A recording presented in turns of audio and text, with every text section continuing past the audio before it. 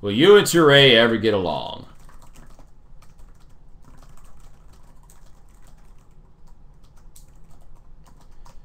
Alright. Here's the thing. I've actually met Toure a couple of times. It was very polite. I found him to be cool. Like, I mean, on like a basic kind of like talk to the dude human level, I don't have any problem with Toure whatsoever. I don't think he's a bad guy in that regard.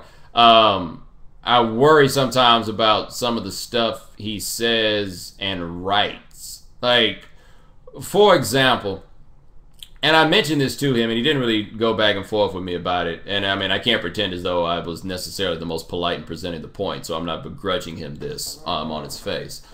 But he wrote this thing after the Trayvon Martin shooting, and it was just like this whole thing about, you know, here's what to do if somebody stops you, and how, you know, you might get shot, so you have to play it really careful, you know, and all these things.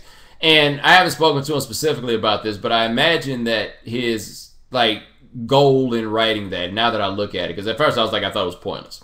I imagine that his goal was to try to, like, write something that would kind of, like, hit white people in the chest and be like, see, this is what we have to go through. We always worried that one of y'all is about to shoot us. And then you put it out there and kind of use the device of talking to a child, and then that kind of hits people in a much more vulnerable sort of place, and they're more likely to listen to the ideas, I guess. My problem is I'm looking at that, man, and it's like, okay, so it's almost like we're trying to write this in the name and trying to come up with some way to do this and make white people feel comfortable, and I'm just not with that. I mean, like, to a degree, you have to do that, I think, in order to make a lot of points because you want people to hear you.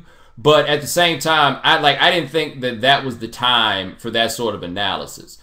I personally was tired and am tired of this idea that somehow we need to explain to people how not to shoot us, right? Whether it's black people, white people, anybody else. I really don't feel like I need to offer you some kind of explanation on not shooting me or try to... No, you know what the deal is, man, and this sort of thing needs to stop, and I didn't really appreciate the approach that he had on that thing. And there are other things that he's written that I just don't think, like, I read them and I think that it's just a half step from, like, really being constructive. And it's kind of an interesting thing because Toure's in a place where he's very visible.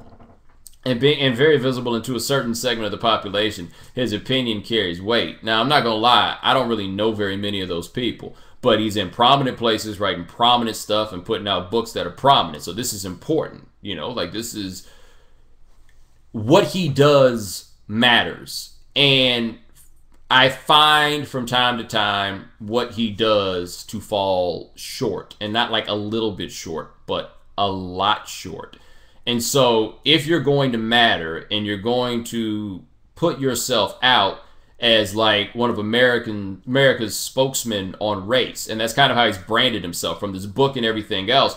He used to be a music critic, and I guess he still does the music criticism, you know, at times. But, yo, dude, I mean, he wrote the book on race. He's writing these race columns for Time Magazine. He's managed to hustle himself into a place to be a spokesman on race. And I don't say hustle in a pejorative sense. I mean, that's what he's worked, and good for him. He's made it work. But if you're going to do that, I'm going to really have to absolutely make sure that you know what the hell you're talking about. And I don't always get the vibe that on some of these things that my man knows what he's talking about. And sometimes I feel he knows just enough to be dangerous. And just enough to kind of put people out there and be convincing to people who aren't very sophisticated in their understanding of the world and their understanding of race. And then that stuff kind of gets carried. And that to me is kind of big. So if you're going to be that dude and you're going to put stuff out there, then I'm going to challenge it if I think it needs to be challenged. Like, that's just kind of my outlook on it. And it doesn't really have very much to do with whatever level of prominence I do or do not have. It just has a little bit more to do for me with the stakes that I think are out there. And I could be wrong. Like, I'm sure Toure thinks he knows what he's talking about race. I believe I know what I'm talking about when it comes to race.